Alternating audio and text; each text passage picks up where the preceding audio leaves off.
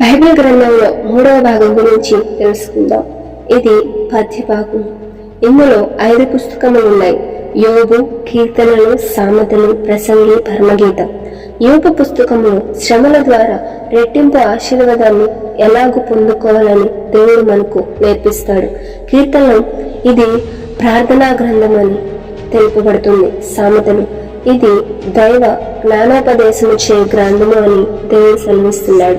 ప్రసంగి సొలొమోను దృష్టిలో జీవితాన్ని గూర్చిన వివరణను ఈ పుస్తకం వివరిస్తుంది.